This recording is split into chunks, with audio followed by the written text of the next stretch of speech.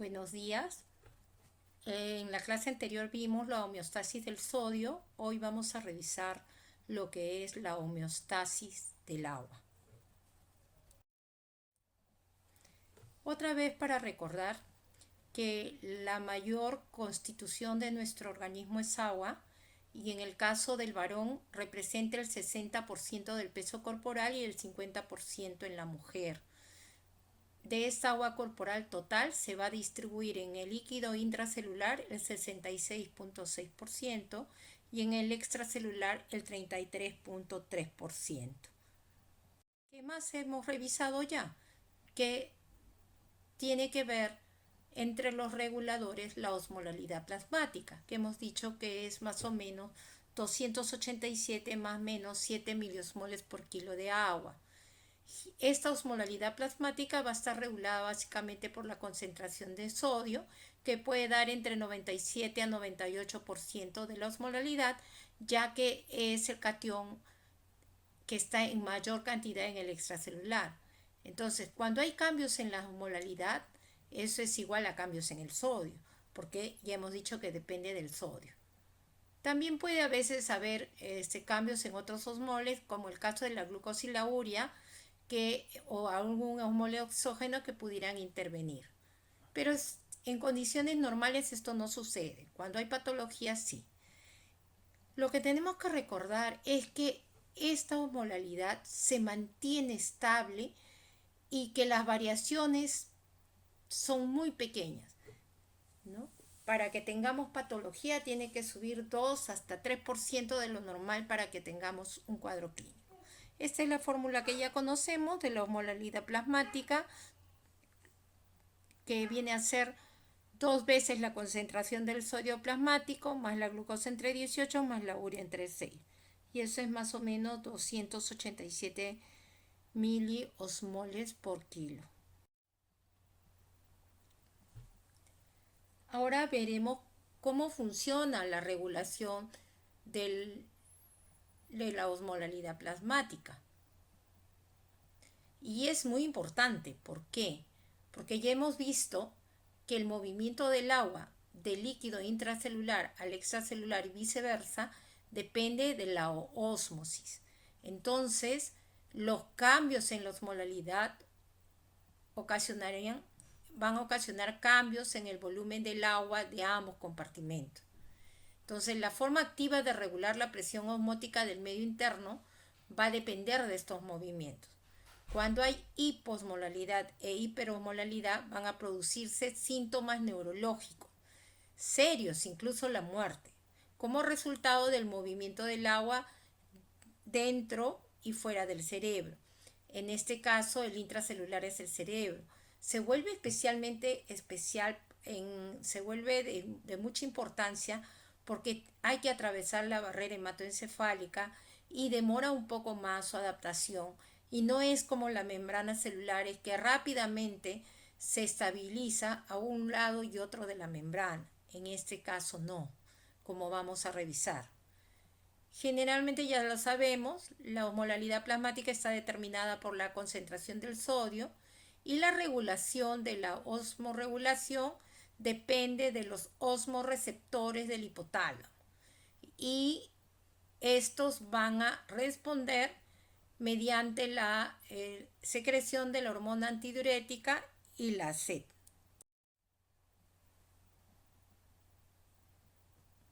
Ya hemos dicho que toda la regulación se da en nuestro organismo para mantener la homeostasis, para mantener la estabilidad. En este caso, es importante mantener estable el volumen celular, en este caso estamos hablando del cerebro. Entonces, para lo de la osmolalidad cerebral y para que esto se mantenga estable, existe un mecanismo que trata de igualar y de formar osmoles a partir de otras sustancias para que los cambios no sean bruscos, ¿no? Porque por decir, si hay una hipernatremia con un incremento de la osmolalidad plasmática, obviamente el intracelular, en este caso las neuronas cerebrales, van a estar hipotónicas en relación a este medio. Por lo tanto, el agua de dónde se va a ir al lado de mayor concentración. que sería el extracelular, y esto va a ocasionar síntomas cerebrales. Entonces, ¿qué tiene el cerebro para compensar, para tratar de compensar y de mantener la homeostasis? Va a haber una respuesta adaptativa con los iones de sodio, potasio y solutos orgánicos como el inositol, aminoácidos como la glutamina y la taurina, que van a formarse, pero demora más o menos 24 horas. Entonces las primeras 24 horas son de mucho riesgo. Por eso dice que los cambios a nivel cerebral pueden ocasionar la muerte.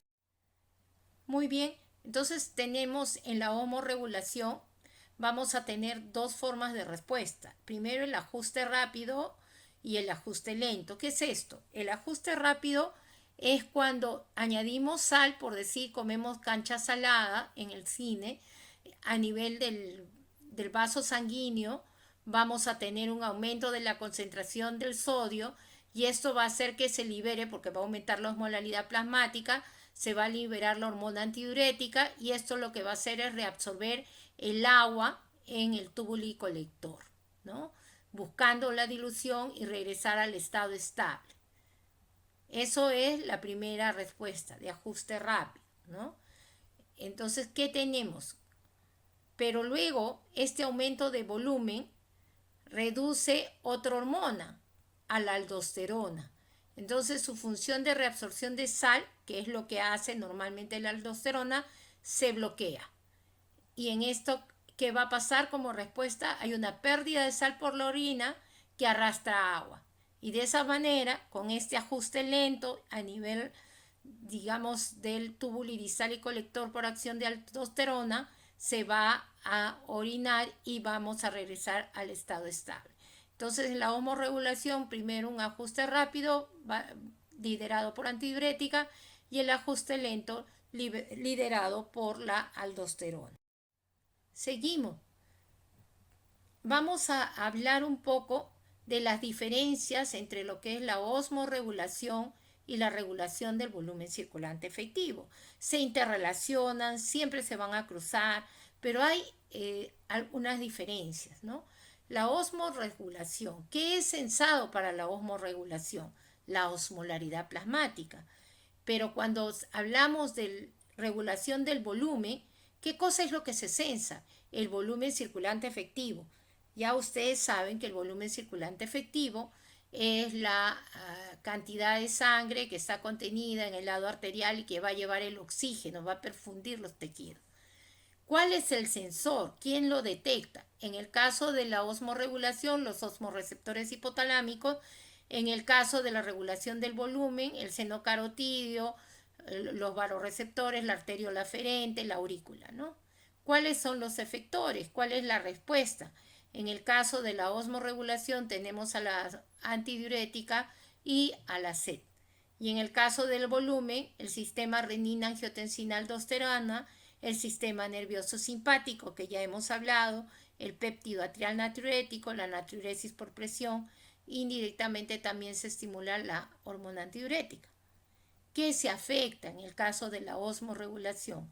La excreción de agua y la ingesta de agua, depende, ¿no? Y en el caso de la regulación del volumen, lo que se va a afectar es la excreción del sodio urinario. Según si hay depresión de volumen, hay hipovolemia, el sodio urinario va a dejar de excretarse, se va a ahorrar. Cuando hay represión, cuando estamos bien hidratados, va a aumentar la excreción urinaria de sodio. Muy bien, entonces, habiendo revisado todo lo que es la osmorregulación, vamos a hablar en este caso de la hormona antidiurética.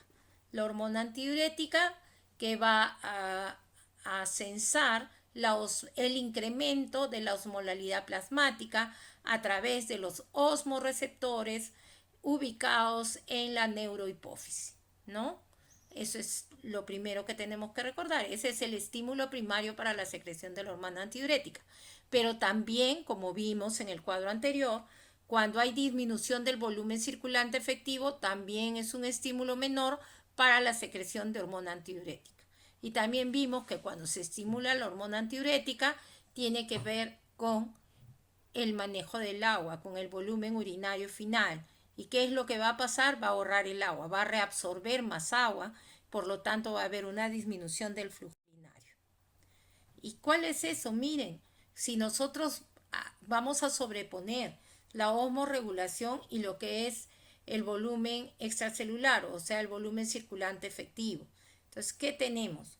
Cuando el volumen circulante efectivo disminuye, va a hacer que se libere la hormona antidiurética, como vemos aquí. Cuando el volumen circulante efectivo está aumentado, o sea, está hidratado, está pleno la persona, esta secreción de la hormona antidiurética se va a retardar, ¿no? Entonces tiene mucho que ver y se mueven en forma coordinada tanto la liberación de la hormona antidiurética como la osmolalidad plasmática y tienen que ver indirectamente con el volumen circulante efectivo. Avanzamos y hemos dicho que la hormona antidiurética se va a liberar de la neurohipófisis y va a ser vertida a través de la secreción del núcleo paraventricular y el núcleo supraóptico, que va a enviar a esta hormona hacia la neurohipófisis o hipófisis posterior para que se libere y vaya a actuar al túbulo colector donde existe el receptor B2 para la hormona antidiurética. Entonces ya sabemos, y ya lo hemos dicho en clases anteriores, la hormona antidiurética es la que regula el balance del agua. Se va a estimular con pequeños cambios en la osmolalidad de 1 a 3%. Ya sabemos que regula la concentración y el volumen urinario y regula la homeostasis del agua corporal total en condiciones normales.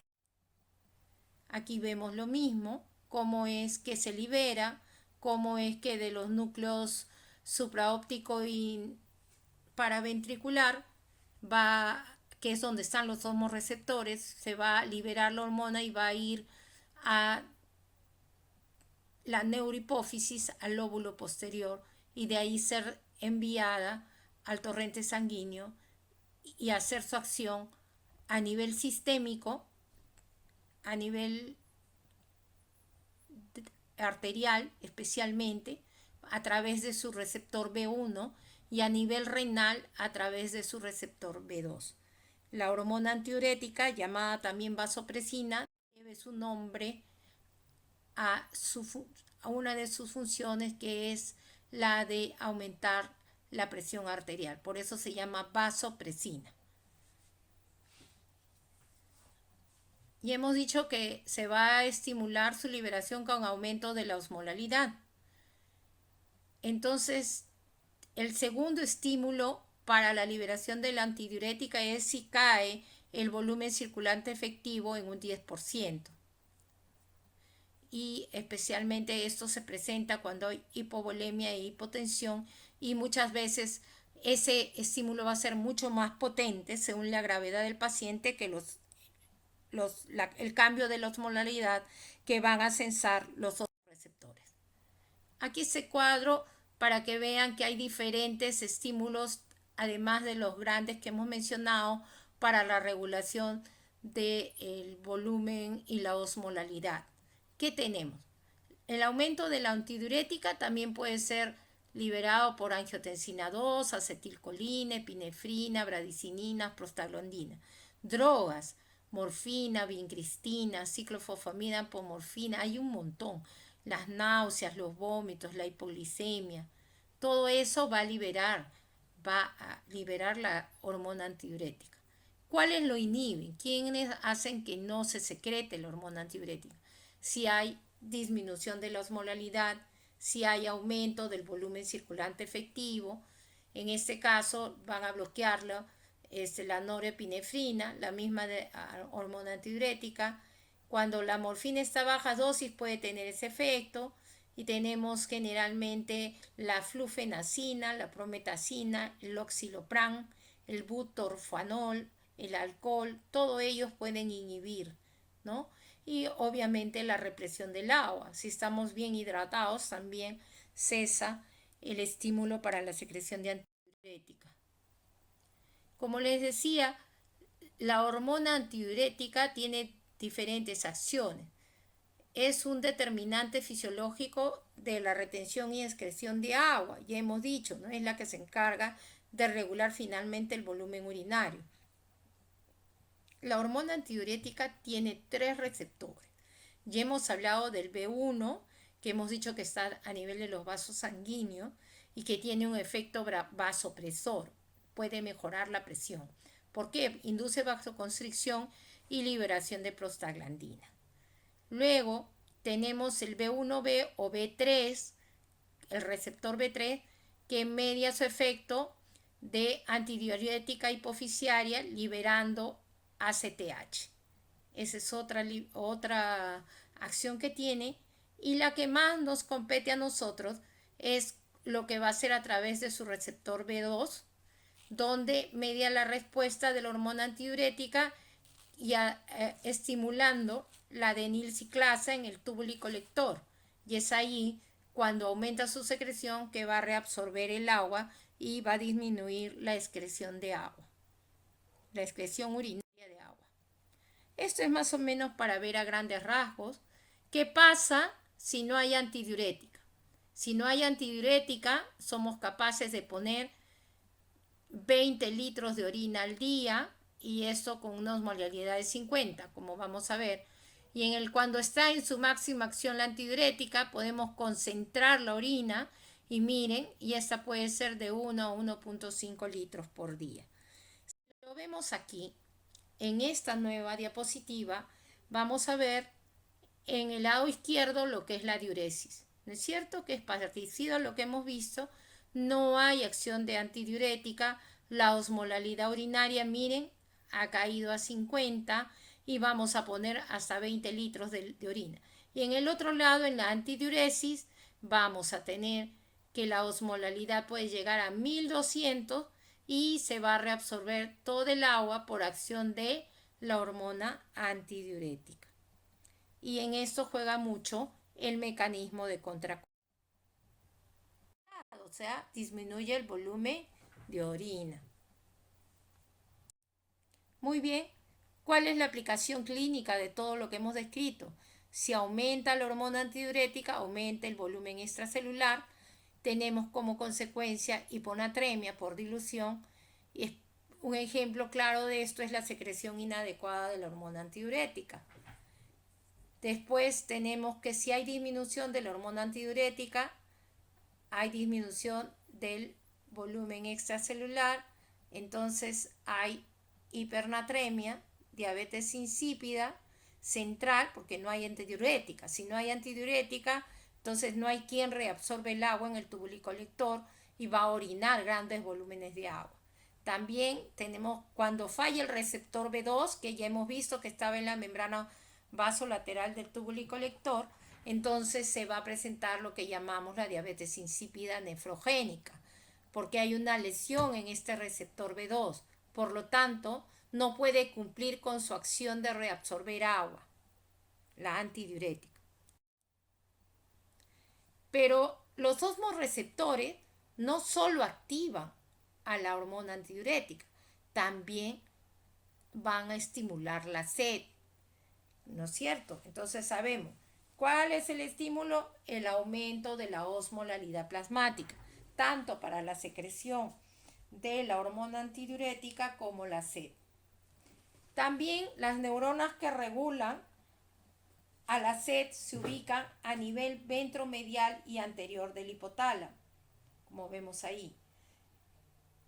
Generalmente se va a estimular, según Guyton, con un incremento del sodio de 2 miliequivalentes.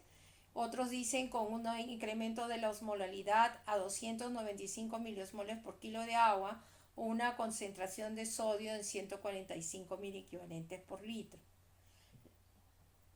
La máxima respuesta de la sed es cuando la osmolalidad llega a 300 miliosmoles por kilo o un sodio mayor de 145, algunos dicen 148.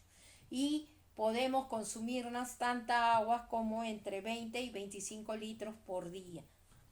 Cuando comemos demasiado chifo, mejor dicho, cuando estás en el desierto o en el mar y estás con el incremento de la sal y no tomas agua, ¿no? Pero te da una sed que si llegas al lugar para tomarla, puedes llegar a beber entre 20 y 25 litros. También la sed va a ser regulado por cambios del volumen circulante efectivo, como la antidiurética, ¿no? También la sed se va a estimular si la angiotensina 2 aumenta 2 veces su concentración a nivel plasmático. Y eso lo va a hacer por el núcleo paraventricular, ¿no? Y que es parte de la porción A3B3. También hemos dicho que otro estímulo es el aumento de la concentración de la angiotensina 2. Si sube al doble va a estimular el mecanismo de la sed.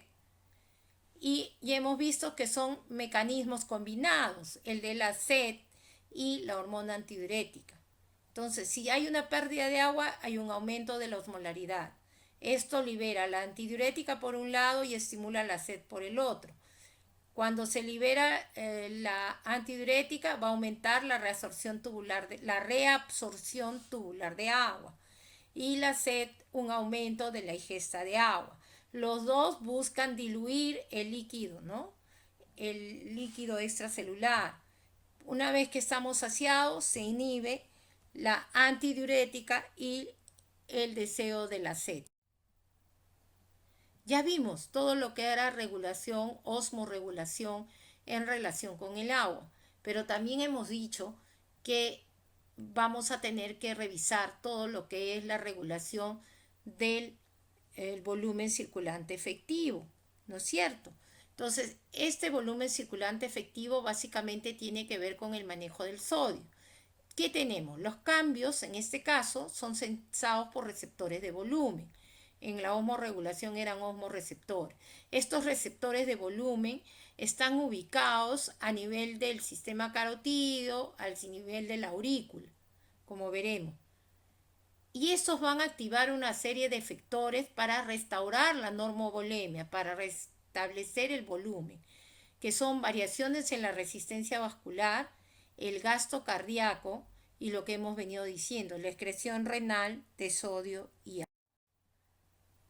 Estos receptores de volumen también están ubicados en la circulación cardiopulmonar, en el arco aórtico, ya hemos mencionado el seno carotídeo y aurícula, en las arteriolas aferentes del glomérulo renal, en el aparato yuxtaglomerular, donde están las células yuxtaglomerulares y que liberan renina. Estos receptores van a estar influenciados por el sistema renina-angiotensina-aldosterona, la endotelina y el óxido nítrico, como vemos ahí. ¿Qué más tenemos que ver en los receptores de volumen? Hay un buen grupo que son receptores extrarrenales y que están gobernados por el sistema nervioso simpático y por el péptido atrial natriurético. Los receptores cardiopulmonares solo se evidencian en la inmersión del agua, en la gente que hace buceo, esas cosas, ¿no? Los buzos que se sumergen, ahí sí, ahí se hace evidente. Que ahí se ve qué cosa, se redistribuye el fluido vascular de las piernas al tórax por la presión hidrostática del agua. Hay un aumento del volumen sanguíneo y el gasto cardíaco y un aumento de la excreción de sodio y agua y se libera al péptido atrial natriurético, ¿no? Eso es lo que pasa cuando hay inmersión en el agua. Te da ganas de orinar. Y esto es más o menos la ubicación de estos receptores de volumen o también algunos llamados varoreceptores. Hay de presión alta, de presión baja y por supuesto la arteriola aferente del aparato yuxtaglomerular. ¿Cuál es la respuesta cuando hay una disminución del volumen circulante efectivo? El estímulo será eso, que cae el volumen circulante efectivo. El sensor son los varoreceptores, tanto de presión alta como de presión baja, y que van a también estimular la liberación de la hormona antidiurética y la sed. finalmente el efecto será disminuir la excreción renal de agua y por el otro lado aumentar la ingesta del agua, para el caso de que ya estimularon a antidiurética y sed. La idea es disminuir la concentración del sodio para que disminuya la osmolalidad y regrese al estado estable, se restituya la homeostasis. Luego también participa para esta regulación del volumen circulante efectivo el sistema renina-angiotensina-aldosterona. Ya sabemos que va a ser producida a nivel sistémico, especialmente está en el endotelio vascular y también en los tejidos, ¿no? Especialmente riñón, en algunos como el corazón, cerebro y vascular, ¿no? ¿Qué tenemos? Una vez que se libera la renina, va a estimular al hígado, ¿para qué? Para que convierta el angiotensinógeno en angiotensina 1. Como vemos acá, vino la renina y el angiotensinógeno del hígado se volvió angiotensina 1. Va a ir a nivel pulmonar y la enzima convertidora de la angiotensina, un ECA, va a convertirlo en angiotensina 2. La angiotensina 2 es la que va a dar los efectos, ¿no? Esta va a dar los efectos. ¿Qué cosa va a hacer? Generalmente va a tener receptores de angiotensina, tanto a nivel del endotelio como también a nivel de los tejidos. ¿Y qué cosa va a hacer la respuesta? La respuesta celular, contracción, ¿no? Contracción, secreción. ¿Cómo va a actuar sobre el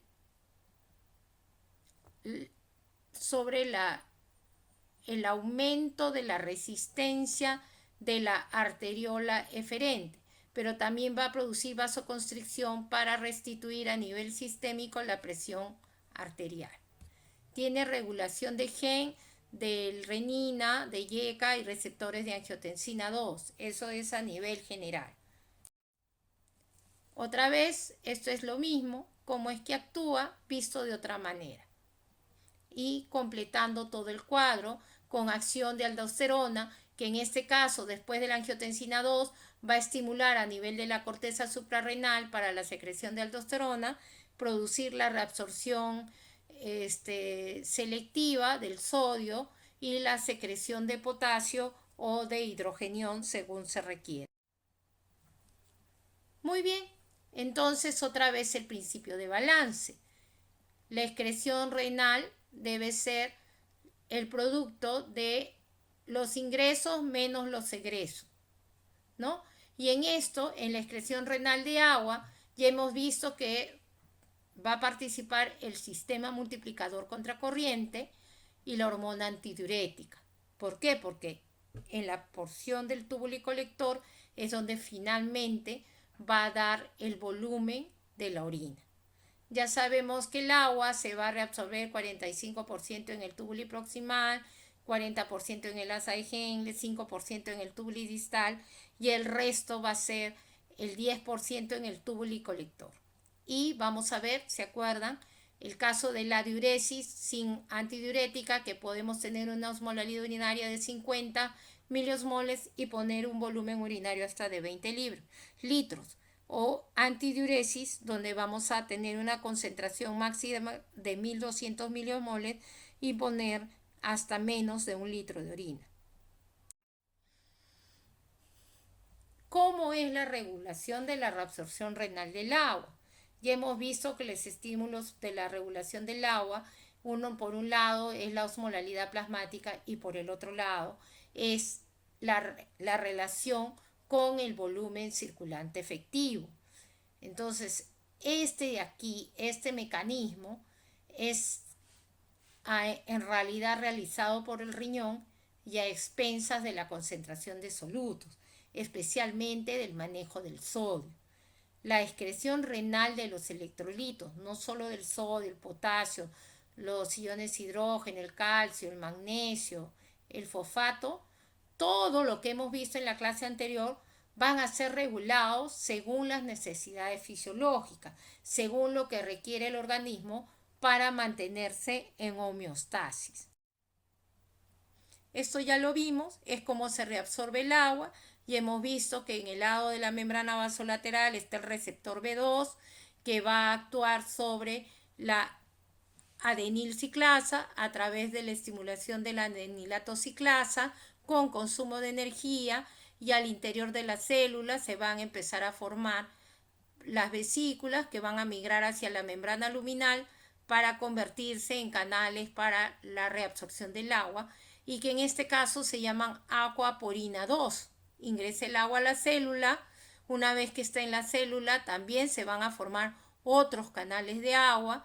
En este caso, cuando están a nivel de la membrana vasolateral se llaman aquaporinas 3, y cuando se ponen en las secciones paracelulares se llaman aquaporinas 4. ¿Pero qué hacen? Reabsorber el agua desde la célula tubular colectora hacia el capilar peritubular. Para no olvidarlo. Ahora rápidamente otra vez vamos a recordar cuáles son los factores que afectan la concentración máxima de la orina. Entonces lo primero, ya hemos dicho que el factor para, para poner una orina máximamente concentrada es el sistema de contracorriente. Si este sistema de contracorriente se deteriora, por decir las personas que les gusta estar tomando litros de agua, especialmente cuando van al gimnasio, van a perder la hiperosmolalidad de la médula. Por lo tanto, no van a poder realizar la máxima concentración de la orina, o sea, van a dañar el sistema de contracorriente. Luego tenemos la caída de la tasa de filtración glomerular. ¿Cuándo vemos eso? Cuando hay insuficiencia renal crónica o aguda, o cuando las personas están usando diuréticos, especialmente diuréticos de asa, o cuando hay diuresis acuosa por potomanía. La potomanía es la avidez por tomar cerveza, o también puede ser las ganas de tomar agua de manera compulsiva. Ahí vas a poner diuresis acuosa y vas a bloquear la acción de la hormona antidiurética. Después también no se va a concentrar bien la orina si estamos haciendo dietas bajas en proteína. Es decir, por la desnutrición también afecta la concentración máxima de orina. Cuando hay mayor liberación de hormona antidiurética, también va a haber un deterioro de la concentración máxima de orina. Entonces también hay lo que hemos dicho, vamos a verlo de otra manera. La excreción máxima de agua, que es que no se haya podido eliminar lo que corresponda. Ya hemos dicho, la enfermedad renal crónica es un factor, la edad, cuanto mayor son las personas, también va a haber un deterioro en su excreción máxima de agua. Depende la cantidad de solutos que necesitamos eliminar, también eso va a afectar la excreción máxima de agua. La diuresis osmótica, especialmente cuando usamos manitol, ¿no? En casos de tumores cerebrales, el uso de tiazida, cuando hay disminución de la hormona antidiurética por, digamos, un tumor o por diabetes insípida nefrogénica, que no puede actuar porque no tiene receptor, cuando hay una disminución del volumen circulante efectivo, o cuando las personas consumen antiinflamatorios no esteroideos. Ahora rápidamente vamos a hacer la función endocrina del riñón, ¿no? Que no la habíamos más que mencionado. Y el riñón es capaz de producir diferentes hormonas o autacoides. Dentro de ellos tenemos el sistema renina-angiotensina, que se produce a nivel del complejo yuxtaglomerular, y que finalmente la angiotensina 2 estimula la aldosterona, que está en la corteza suprarrenal, y que ya hemos visto sus acciones. También se va a producir péptido atrial natriurético a través de los flujos sanguíneos locales. Es una producción local, renal. Después también se produce la eritropoyetina, que tiene que ver con la formación de la hemoglobina. Por eso es que si hay falla renal, el paciente con falla renal tiene anemia. También se produce la hidroxilación de la vitamina D y volviéndose el calcitriol, que es el compuesto que tiene la función hormonal para regular el metabolismo fosfocálcico. Luego hay prostaglandinas que se producen a nivel local y estas prostaglandinas pueden ser vasodilatadoras o vasoconstrictoras. También tenemos catecolaminas, quininas, endotelinas, óxido nítrico, ¿no? Todo eso se produce a nivel renal, o sea, no solamente son las funciones del agua y los solutos, sino también tiene una función endocrina. Ya vemos ahí el péptido atrial natriurético va a ser secretado por las células miocárdicas de la aurícula y también en el riñón hay una producción local. Es un vasodilatador directo, va a disminuir la presión arterial, aumenta la excreción urinaria de sodio y agua. ¿Cuándo se secreta? Cuando estamos bien hidratados, ¿no es cierto? Ahí es donde se activa el péptido atrial natriurético. En el riñón incrementa la tasa de filtración glomerular y disminuye la reabsorción de sodio en el túbulo colector medular. Disminuye también la reabsorción de sodio en el túbulo proximal por un aumento de la presión hidrostática del capilar glomerular. Ya lo dijimos, ¿no? Mejora la perfusión, entonces hay aumento de la tasa de filtración por aumento de la presión hidrostática del capilar glomerular. O también una liberación local de dopamina. ¿Cómo se controla su secreción? Ya les he venido diciendo, la expansión del volumen es censado por un incremento en los vasoreceptores, el estiramiento auricular. ¿No es cierto? Se distiende la aurícula y entonces dice, uy, ya estamos muy llenos, estamos llenos de agua, por favor, ahora elimina para regresar al estado estable. ¿Ya ven? Se aumenta la presión de llenado cardíaco y se controla, se regula con el sistema renina-angiotensina-aldosterona de manera opuesta, ¿no? En el caso de renina-angiotensina-aldosterona se estimula cuando hay disminución del volumen circulante efectivo y el péptido atrial natriurético se estimula cuando hay un incremento del volumen circulante efectivo. Bien, ahora vemos eritropoyetina. La eritropoyetina es una hormona de naturaleza proteica que en condiciones fisiológicas es sintetizada en el riñón. ¿Qué hace la eritropoyetina? Estimula la médula ósea, que es donde se producen las células sanguíneas. ¿Se acuerdan? A la célula madre y especialmente a la serie roja para aumentar los glóbulos rojos, ¿no? Eso es importantísimo. Ya sabemos que la eritropoyetina junto a la vitamina D y la renina son las principales funciones hormonales del riñón. Y aquí está, ¿cómo es que se produce? Para que se produzca la eritropoyetina, lo importante es la hipoxia, la disminución de la concentración de oxígeno. Esto va a llegar y va a censarse a nivel de los vasos renales, de la arteria renal, que va a llevar la circulación, y esta va a aumentar la secreción de eritropoyetina, que va a actuar sobre la médula ósea, incrementando la formación de los glóbulos rojos para mejorar la concentración de oxígeno. Ahora, si ya está bien, no hay concentración de oxígeno, va a producir el efecto negativo para que no se libere eritropoyetina. Y así se produce y de esa manera tiene que ver con el nivel de la hemoglobina y con la anemia que se forma si es que el riñón falla. Y aquí está, más o menos, qué es lo que tenemos, ¿no? El riñón produce la eritropoyetina cuando la oxigenación tisular disminuye. Va sobre la célula precursora hematopoyética, que es lo que hemos visto, en la médula ósea. Este va a actuar sobre los proeritroblastos y esto sobre los eritrocitos para tratar de mejorar la oxigenación tisular. Cuando esta oxigenación tisular está ya óptima, se va a reducir la liberación de eritropoyetina. ¿Cuáles son los factores que reducen la oxigenación para que, digamos, se produzca la liberación de eritropoyetina? Volumen sanguíneo bajo, la anemia, la hemoglobina baja, un mal flujo sanguíneo y las enfermedades pulmonares que afecten, ¿no?, el intercambio gaseoso y produzcan hipoxia. Y esa es la otra función hormonal, que es la formación de la vitamina D o calcitriol, ¿no? ¿Qué es lo que pasa en el riñón? En el riñón se va a producir la segunda hidroxilación de la vitamina D. La primera se produce en el hígado, en el carbono 25, y en el riñón se produce la hidroxilación en la posición 1.